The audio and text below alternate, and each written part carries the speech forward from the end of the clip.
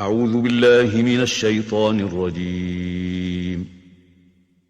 بسم الله الرحمن الرحيم. الحمد لله الذي أنزل على عبده الكتاب ولم يجعل له عوجا قيما لينذر بأسا شديدا من لدنه ويبشر المؤمنين الذين يعملون الصالحات أن لهم أجرا حسنا ماكثين فيه أبدا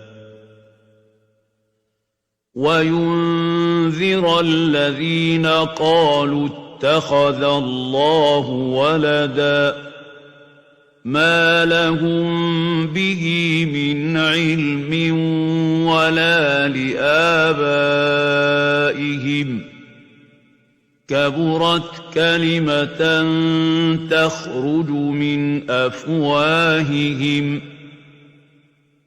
إن يقولون إلا كذبا فلعلك باخع نفسك على آثارهم إن لم يؤمنوا بهذا الحديث أسفا إنا جعلنا ما على الأرض زينة لها لنبلوهم أيهم أحسن عملا وإنا لجاعلون ما عليها صعيدا جرزا أم حسبت أن أصحاب الكهف والرقيم كانوا من آياتنا عجبا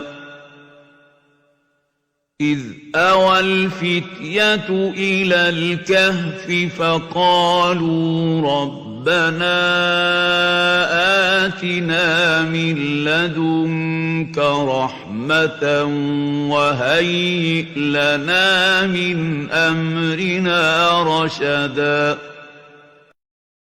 الشيطان الرجيم. بسم الله الرحمن الرحيم.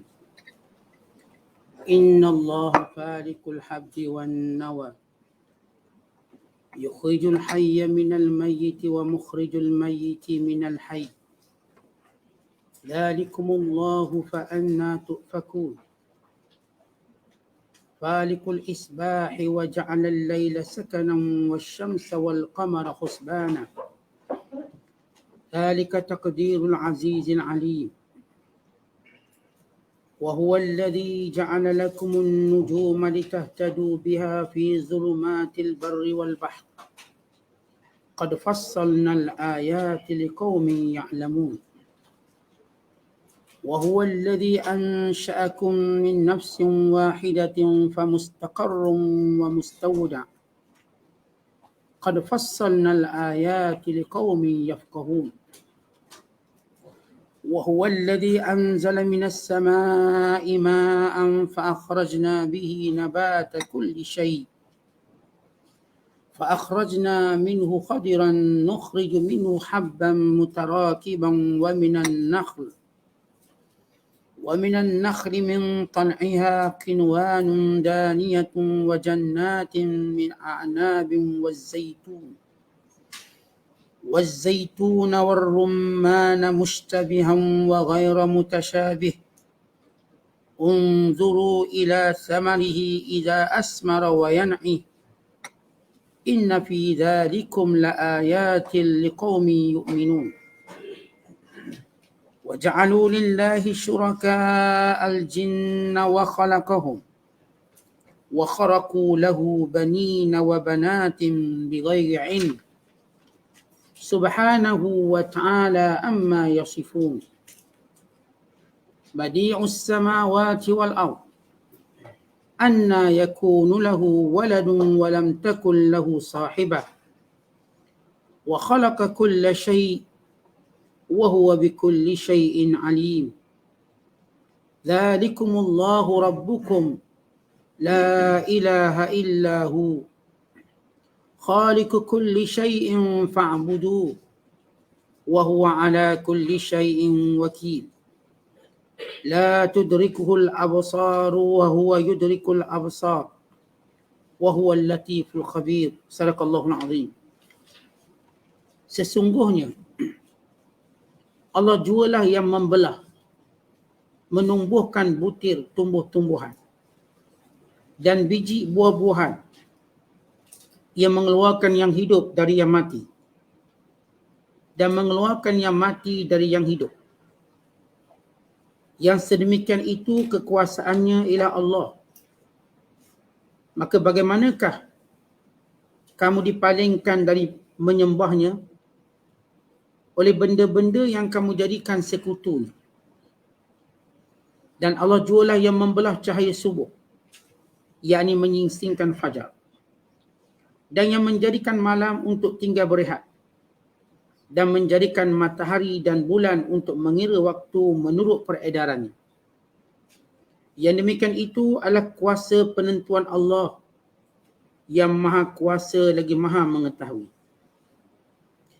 Dan dialah yang menjadikan bintang-bintang bagi kamu, supaya kamu berpedoman kepadanya dalam kegelapan malam, di darat dan di laut.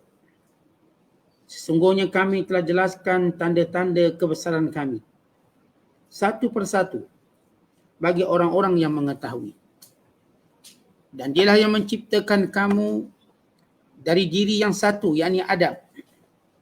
Maka bagi kamu disediakan tempat tetap dalam tulang sulbi bapa kamu atau di bumi, dan tempat simpanan dalam rahim ibu atau dalam kubur. Sesungguhnya kami telah jelaskan tanda-tanda kebesaran kami satu persatu bagi orang-orang yang mengerti secara mendalam. Dan dialah Allah yang menurunkan hujan dari langit, lalu kami tumbuhkan dengan air hujan itu segala jenis tumbuh-tumbuhan. Kemudian kami keluarkan daripadanya tanaman yang menghijau. Kami keluarkan pula dari tanaman itu butir-butir buah yang bergugus-gugus, dan dari pohon-pohon tamar, yakni kurma, dari mayang-mayangnya kami keluarkan tandang-tandang buah yang mudah dicapai dan dipetik. Dan kami jadikan kebun-kebun dari anggur dan zaitun serta buah delima yang bersamaan bentuk, rupa dan rasanya, dan yang tidak bersamaan. Perhatikanlah kamu kepada buahnya bila ia berbuah dan ketika masaknya. Sesungguhnya yang demikian itu mengandungi tanda-tanda yang menunjukkan kekuasaan kami bagi orang-orang yang beriman. Dan mereka menjadikan jin sekutu bagi Allah, padahal Allah jualah yang mencipta jin-jin itu. Dan mereka berdusta terhadap Allah dengan mengada-ngadakan baginya anak-anak lelaki dan anak-anak perempuan dengan tidak berdasarkan sebarang pengetahuan. Maha suci Allah dan maha tinggilah ia dari apa yang mereka sifat. Dialah Allah yang menciptakan langit dan bumi. Bagaimana ia mempunyai anak sedang ia tidak mempunyai isteri? Ia pula yang menciptakan tiap sesuatu. Dan dialah yang maha mengetahui akan segala-galanya. Yang demikian sifat-sifatnya dan kekuasaannya ialah Allah Tuhan kamu. Tiada Tuhan yang berhak disembah melainkan Dia, yang menciptakan tiap-tiap sesuatu. Maka beribadatlah kamu kepadanya. Dan ingatlah dialah yang mentadbir segala-galanya. Ia tidak dapat dilihat dan diliputi oleh penglihatan mata, sedang ia dapat melihat dan mengetahui hakikat segala penglihatan mata. Dan dialah yang maha halus, melayan hamba-hambanya dengan belas kasihan, lagi maha mendalam pengetahuannya.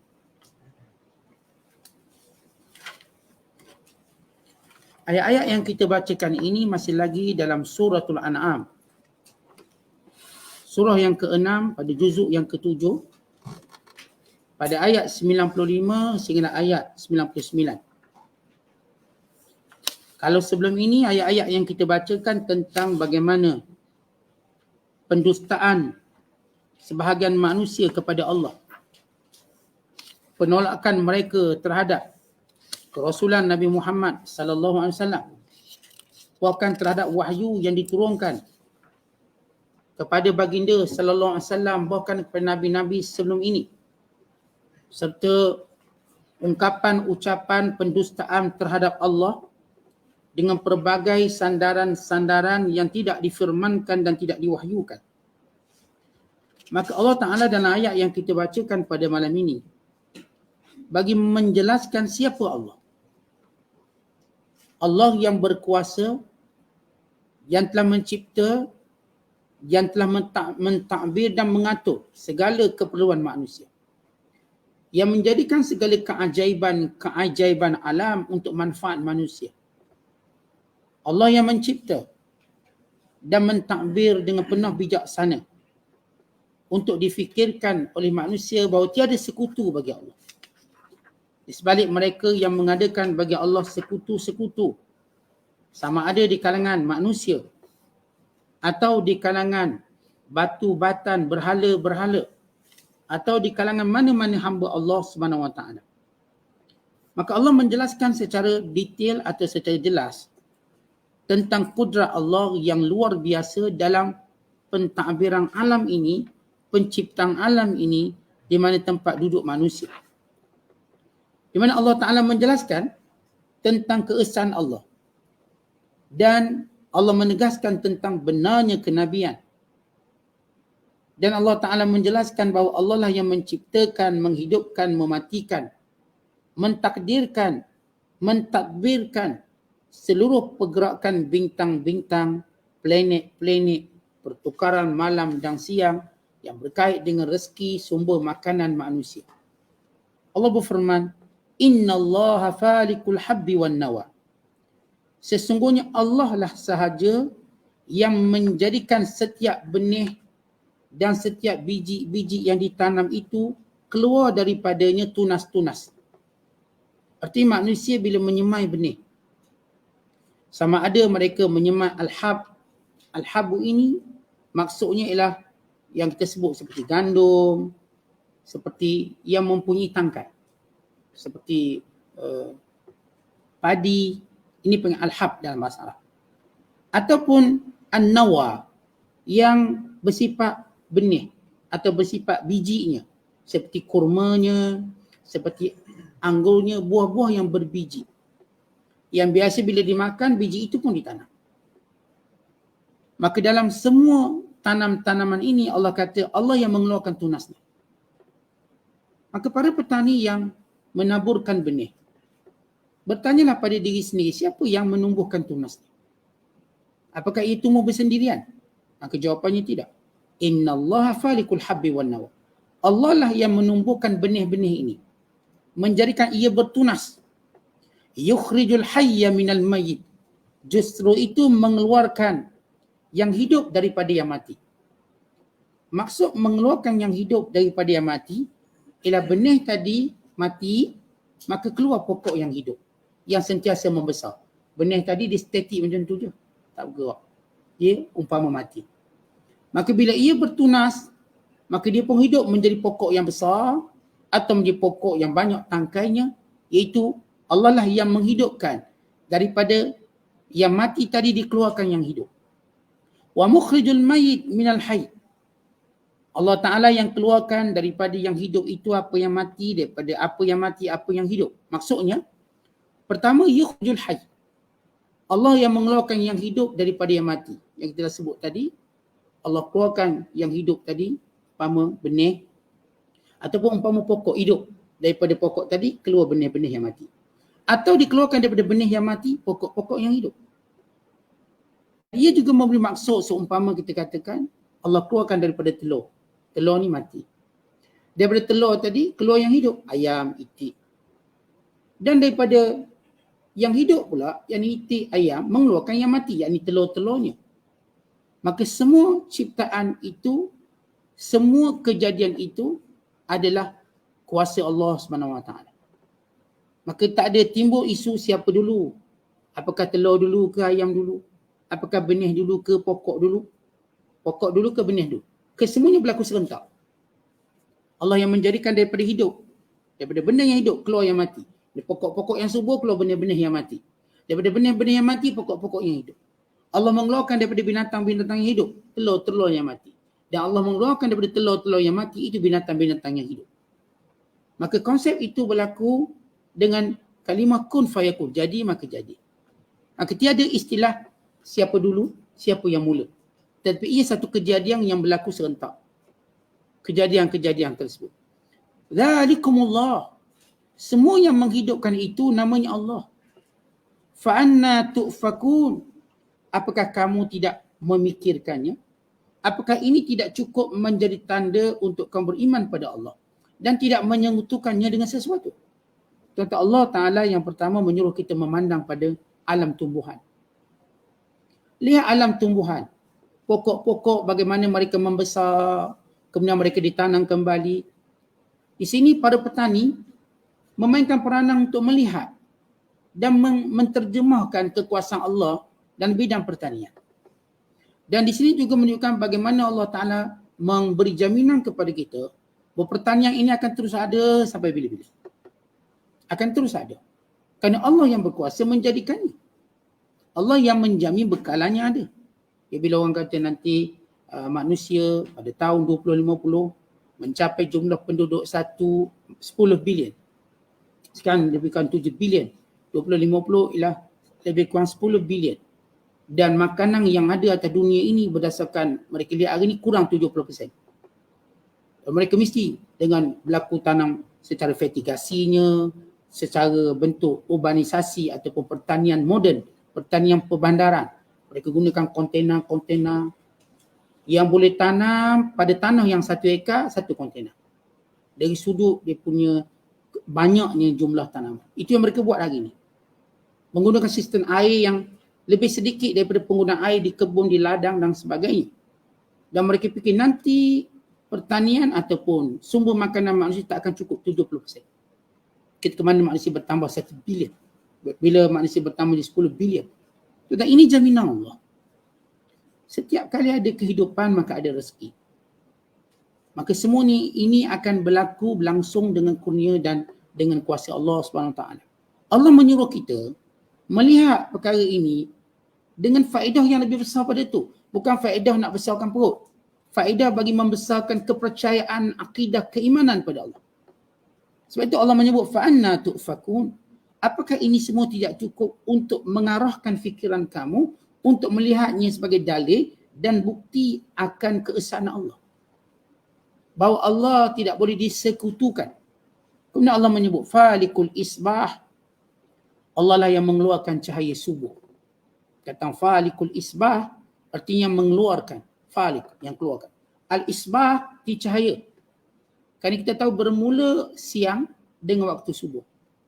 Lalu kita mula mengharapkan sinar yang lebih terang berbanding malam yang gelap. Maka Allah menyebut falikul isbah. Tuhan yang mengeluarkan cahaya pagi, yakni cahaya fajar. Yakni menentukan waktu subuhnya. Wa ja'alal laila sakana. Dan sebelum itu Allah yang menjadikan malam sebagai tempat kamu rehat. Perkataan sakana artinya kita tidur, artinya kita rehat, artinya kita melepaskan kepenatan. Bukan sepakat. Manusia ataupun dalam kajian, satu-satu cara untuk merehatkan seluruh saraf anggota badan manusia ialah pada waktu malam. Malam ternyata waktu paling sesuai merehatkan seluruh otot-otot kita. Berbanding siang, kerana siang otot-otot ini lebih menerima untuk bekerja. Pada malam mereka nak rehat. Maka Allah jadikan malam ini sifatnya gelap supaya kita dapat rehat. Dan saya dah sebut sebelum ini dengan gelap tadi memang membantu proses menghilangkan kepenatan dengan lebih cepat. Tapi kalau kita tidur buka lampu, maka kulit kita akan bekerja. Maka kita tak dapat kepuasan tidur. Bila digelapkan, lalu kulit ini juga rehat. Sebagai salah satu daripada panca indera, dia akan rehat juga. Maka sebab itu Allah menyebut waja'alal laila sakana. Allah jadikan malam itu penenang pada semua. Perkataan sakan, maksud tempat tinggal, maksud sakan rehat, maksud sakan juga tenang. Ini kita sebut ketenangan daripada seluruh kepenatan. Seluruh makhluk Allah ni tenang dengan waktu malam. Wasyamsa wal qamara husbana. Dan dia yang menjadikan matahari dan menjadikan bulan sebagai satu perkiraan. Perkiraan jam, perkiraan hari, perkiraan minggu, perkiraan tahun, perkiraan musim. Dengan kata lain usia dan waktu manusia. Memang ditentukan dengan kedua-dua makhluk Allah ini dalam pusingan mereka, peredaran mereka, namanya bulan dan juga namanya matahari. Matahari menentukan malam dan siang. Siang begini, malam begini. Menentukan jam-jam. Sebab itu orang buat jam matahari. Ini pukul berapa, pukul berapa. Menentukan. Bulan juga menentukan tentang tarikh hari bulan. Maka kita mengetahui ini 10 Muharram, 11 Muharram dan seterusnya. Dengan peredaran bulan tadi. Maka kesemua ini menjadi husbana. Apa maksud husbana? Kira-kira. Yang menjadi hitungan. Yang menjadi ketetapan waktu dan juga ketetapan masa. Semua masa dan waktu ditetapkan dengan bulan dan bintang ini. Sama ada saya sebut jamnya, atau hariannya, atau mingguannya, atau tahunannya, sehingga musim-musimnya. Musim sejuk, musim panas, musim luruh, ataupun musim gugur. Dan juga musim bunga. Di negara yang punya musim. Maka Allah Ta'ala menentukan, menjadikan ini sebagai alat pengukur waktu. Dzalika taqdirul azizil alim. Demikian itu percaturan, kiraan, penjagaan Allah yang maha perkasa lagi maha mengetahui. Ini takdir, maksudnya ialah pengurusan Allah SWT. Allah uruskan semua ni. Tuan-tuan tak payah bimbang peranan matahari, peranan bulan. Dia akan datang kerja dia. Dia tak pernah lewat oleh 1 minit. Dia akan bergerak sebagaimana Allah perintahkan. Bergerak pada orbitnya, bergerak pada jalannya, bergerak pada falaknya. Sesudah Allah menyuruh manusia melihat alam tanaman, bukti kekuasaan Allah, keesaan Allah yang menghidupkan yang mati. Dan kemudian Allah menyuruh kita melihat alam falak. Alam falak, alam angkasa raya. Alam angkasa lepas. Bermula cahaya subuhnya. Dan melihat malamnya, dan melihat mataharinya, melihat bulannya, dan peredaran-peredarannya. Maka semua itu menunjukkan Allah Ta'ala yang berkuasa. Ini takdir, ini aturan Allah Ta'ala. Kesemuanya ini tidak pernah berubah aturan. Sama ada benih yang tumbuh, ataupun matahari dan bulan yang bergerak, atau malam yang mendatang, atau subuh yang ataupun yang memulakan siang kita. Wa huwa alladhi ja'ala lakumun nujum. Dan dia juga Allah yang menjadikan kepada kamu bintang-bintang. Tadi sebut matahari, tadi sebut bulan. Bukankah matahari dan bulan dalam kategori bintang juga? Maka kenapa disebut bintang secara khusus? Maka Allah menyebut, dia yang jadikan bagi kamu bintang litahtadu biha, supaya kamu jadikan petunjuk padanya. Fi zulumatil barri wal bahr, pada perjalanan kamu, pada kegelapan daratan dan kegelapan lautan. Bintang bukan untuk disembah. Matahari bukan untuk disembah. Bulan bukan untuk disembah. Mana-mana pokok-pokok, tanaman bukan untuk disembah. Kerana semua itu makhluk yang Allah cipta. Bukan sekadar tidak layak disekutukan, tidak layak disembah. Ini makhluk. Dan lihat bagaimana Allah menyebut, Allah yang menciptakan. Dan belum ada manusia mendakwa mencipta bintang, mencipta bulan. Allah yang mencipta. Allah yang mendakwa penciptaan ini. Maka bila Allah menyatakan dijadikan bintang-bintang ini, Allah menyebut perkataan nujum bagi menunjukkan banyak. Sampai hari ini tuan-tuan tidak ada yang mengetahui bilangan bintang yang sebenar. Kalau mereka kata ni 1800 sekian, terlalu banyak. Kan itu bila Allah menyebut tentang bintang, apa kata Allah? Qad fassalnal ayat. Kami hanya jelaskan hal ini liqaumi ya'lamun, bagi orang yang ingin tahu. Artinya pengetahuan tentang alam angkasa raya memerlukan kepada seorang yang minat untuk tahu. Bagi yang tak minat untuk tahu, maka dia tak akan faham apa. Maka kita lihat dengan lahirnya NASA sebagai contoh. Dan di setiap negara mula mereka buat satu jabatan khas ataupun pusat khas bagi mengkaji bintang-bintang. Kajian ini tuan-tuan tidak perlukan kefahaman, tetapi perlukan pada ilmu. Kalau orang tu berminat nak tahu, maka dia tahu, sebab benda tu, benda yang disusun bukan untuk difaham. Maka dia tahulah mana bintang yang pertama, bintang kedua, bintang paling jauh, bintang paling besar. Ia lebih bersifat pengetahuan, bukan kefahaman.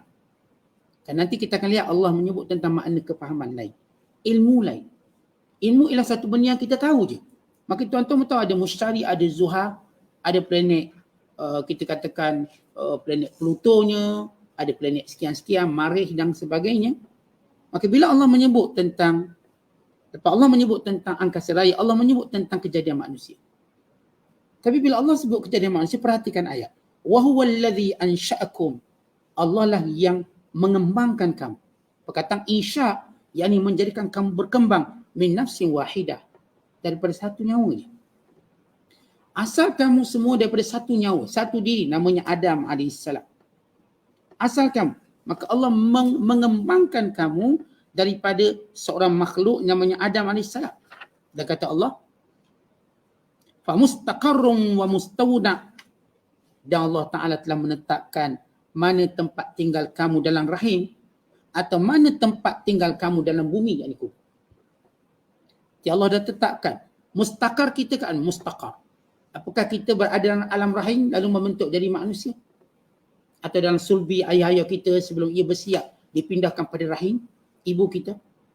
Ataupun ianya disimpan pada bumi? Maksudnya kematian. Dan Allah Ta'ala menyebut wal mustawda. Wa mustawda. Allah tahu mana kamu berasal punca dari mana, wa mustawda, dan di mana kamu akan ditinggalkan. Imam kamu akan tinggal dalam kuburnya atau kamu akan tinggal di atas buminya. Semua ini ditentukan oleh Allah. Pada permulaan sebelum kamu jadi dan pada pengakhiran kamu di sini. Maka Allah mengetahui. Sebab itu Allah sebut dalam ayat yang lain, tak ada yang tahu di mana tempat dia mati. Dan Allah sebut dalam ayat yang sama juga dalam surah Luqman, bila Allah menyatakan Allah mengetahui apa yang berada dalam rahim. Tak ada orang tahu apa yang berada dalam rahim. Apakah jadi atau tak jadi? Orang tak tahu.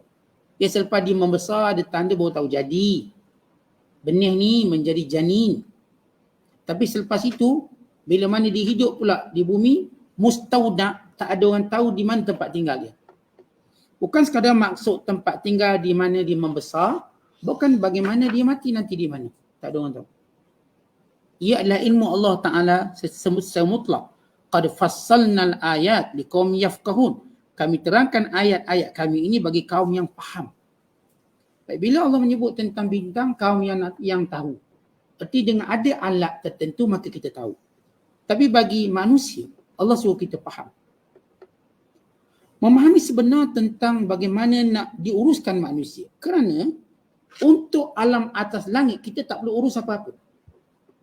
Tuan-tuan tak perlu uruskan bintang, tak perlu uruskan bulan, matahari, malam, siang. Tetapi bila manusia perlu pengurusan. Sebab itu Allah menyebut liqaumi yafqahun, untuk kaum yang faqih. Perkataan yafqahun ini lebih tinggi nilainya daripada makna alim. Sebab itu kalau kita sebut rajulun alim dengan rajulun faqih, satu benda yang berbeza. Lelaki yang alim dengan lelaki yang faqih. Kerana yang faqih maknanya fikir mendalam. Allah suruh kita dalam kejadian manusia fikir secara dalam. Bagaimana kamu berpunca daripada Adam. Sebab itu manusia terus mengkaji asal usul dengan berpenak lelah. Tapi Allah dah beritahu kamu satu nyawa daripada satu diri, Adam AS. Kamu semua bersaudara daripada Adam. Bentuk kamu ni sebenarnya sama. Walau berbeza dari sudut beberapa perkara. Dari sudut hakikat kamu ni sama. Bahasa kamu sebenarnya sama. Dari sudut memahaminya. Yang ni cakap Perancis, yang ni cakap. Tapi menunjukkan pada benda sama. Yang ni marah guna bahasa Perancis, ni marah guna bahasa Arab, ni marah guna bahasa Melayu. Tapi apakah kita faham apa dia? Marah. Yang ni sebut saya lapar, ni sebut saya lapar dengan ribuan bahasa. Ia memberi satu makna, lapar. Yang ni sebut saya mengantuk, ni sebut saya mengantuk. Bahasa apa pun diguna, menunjukkan pada satu makna, mengantuk. Sebab itu bila Allah menyebut tentang pengurusan manusia perlu kepada faqih kebijaksanaan.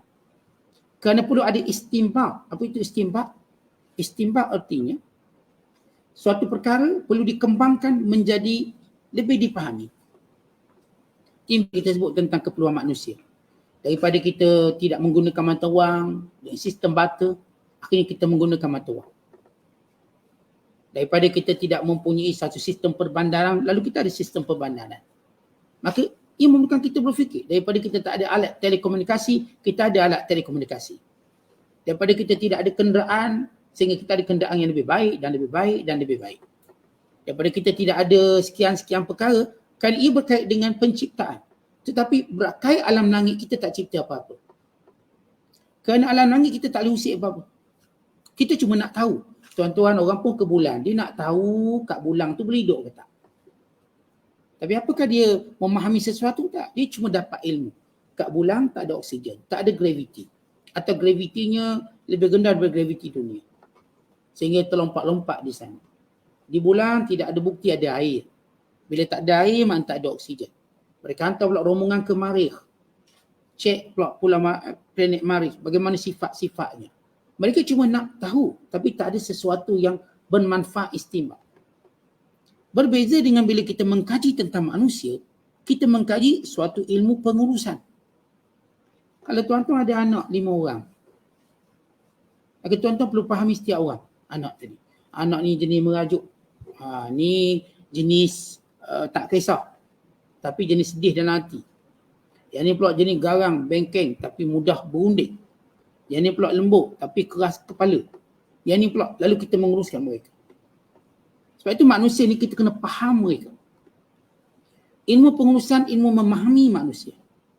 Kerana watak-watak ini berbeza. Dia tidak macam matahari naik dan turun.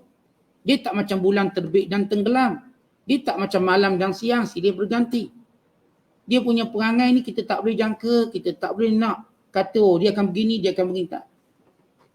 Satu benda yang kita tak boleh nak jangka tentang apa yang dilakukan oleh manusia dan kita boleh faham.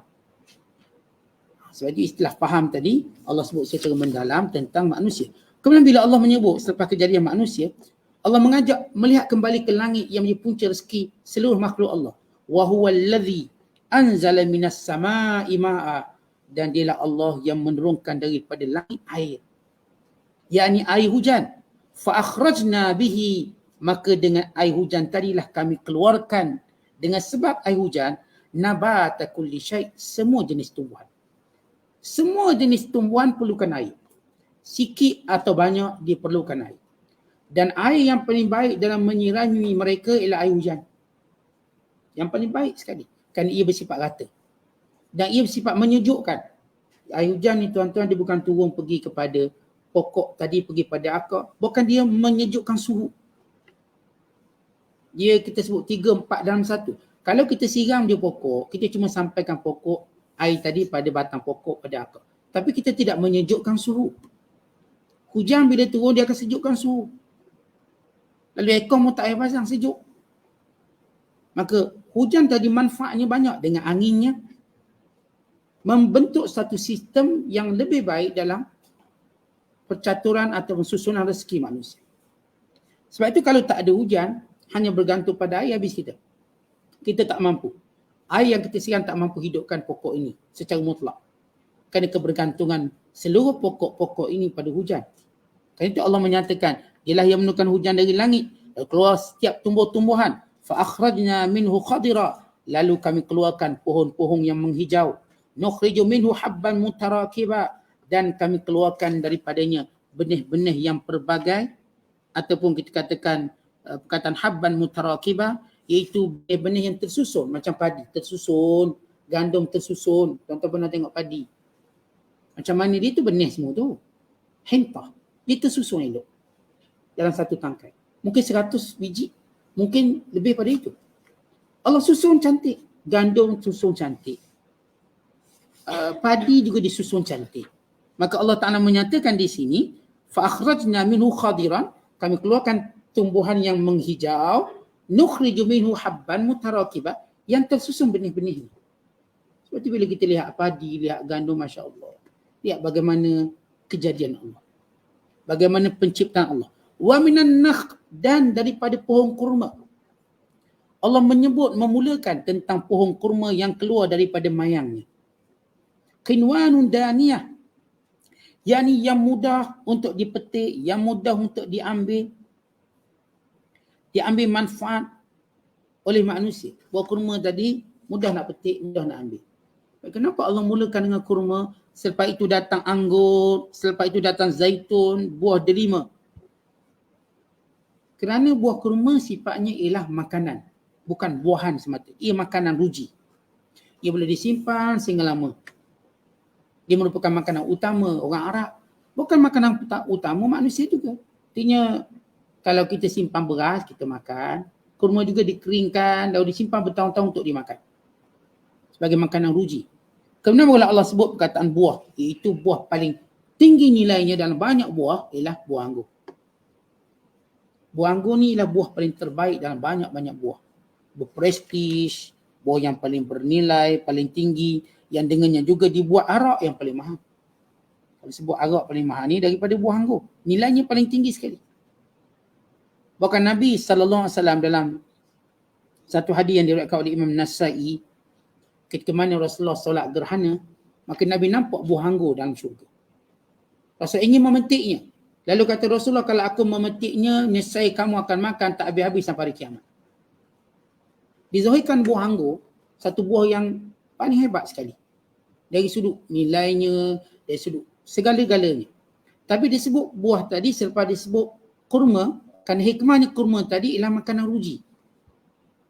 Makanan ruji yang boleh disimpan bertahun-tahun lamanya. Bersifat mengenyangkan. Kalau buah ni kita tak makan untuk kenyang. Kita makan untuk seronok, kita makan just basuh mulut, just sebagai, kita katakan sebagai mula-mula untuk memudahkan hadaman dan sebagainya. Tapi kurma ni ialah buah untuk tenaga, buah untuk menjadi makanan. Maka sebab itu dimulakan kurma. Diikuti dengan a'nab, yakni anggur-anggur daripada perkataan inabun. Inab, jamak dia a'nab.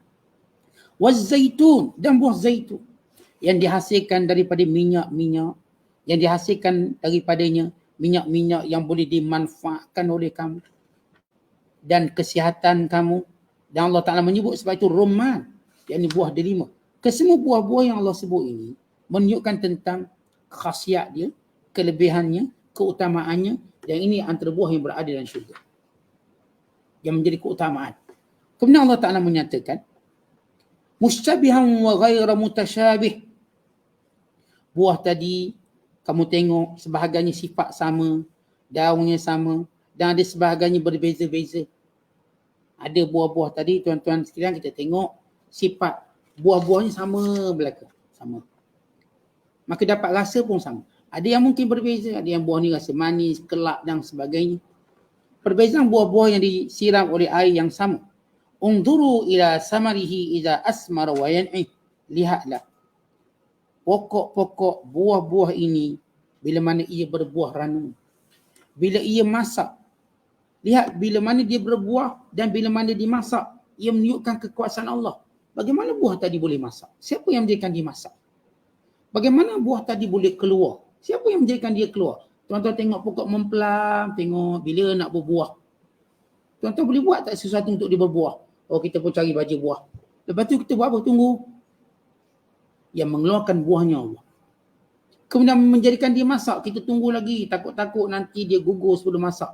Ya, kita tunggu bagaimana Allah menjadikan dia mula kekuningan sehingga masak ranum. Kata Allah, lihat.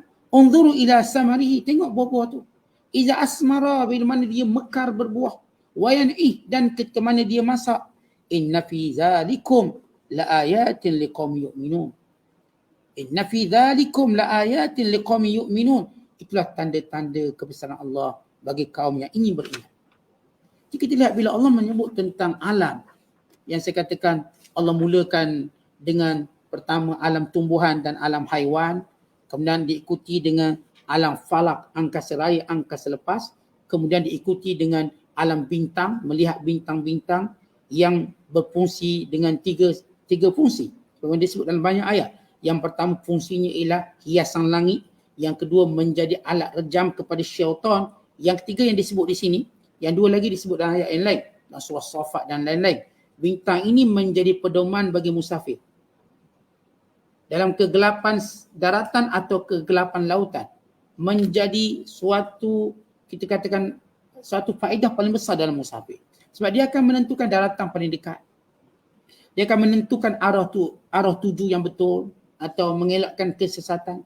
Kemudian Allah menyebut yang keempat, menyuruh kita melihat keadaan manusia. Bagaimana ia terbentuk daripada satu manusia, kemudian menjadi keturunan berbangsa dan lain-lainnya. Dan yang kelima, bagaimana Allah mengajak kita melihat kembali bagaimana buah-buahan itu tumbuh. Bagaimana benih-benih itu tumbuh. Yang mula Allah cuma menyebut suruh tengok bagaimana ia bertunas. Sekarang tengok bagaimana ia berbuah. Bagaimana ia masak, bagaimana ia mengeluarkan pelbagai rasa. Dalam menyebut buah-buahan tersebut dengan bermula kurmanya, anggurnya, zaitunnya dan rumman. Allah mulakan dengan kurma, saya dah sebutkan ia menjadi makanan ruji, diikuti dengan buah-buahan yang sifatnya ataupun pokok-pokok lain yang sifatnya ialah sifat buahan. Dan makanan itu lebih penting daripada buah-buahan. Kerana itu bila Allah dahulukan kurma mengatasi pohon-pohon pokok-pokok yang lain kerana keutamaan pohon kurma itu sendiri. Dan Nabi SAW menyebut bandingan orang beriman itu seumpama pohon kurma. Semuanya ada guna. Orang beriman semuanya berguna kepada manusia. Kalau kita tengok pokok kurma, batangnya ada guna, pelepahnya ada guna, mayangnya ada guna, buah yang putih pun boleh makan, buah yang masak boleh makan, yang kering boleh disimpan, yang akarnya pun boleh digunakan. Semua bandingannya kata baginda SAW sama seperti orang beriman. Perkataannya manfaat, perbuatannya beri manfaat, niatnya baik, perancangannya baik. Inilah orang-orang yang beriman. Maka 5 benda yang Allah Ta'ala suruh kita tumpukan untuk menunjukkan tentang keesaan Allah, kekuasaan Allah, tauhid Allah. Sebelum cerita, apa sebab kamu sekutukan Allah? Apa sebab? Dengan segala benda yang Allah buat, sedangkan sekutu-sekutu kamu tak buat apa-apa pun.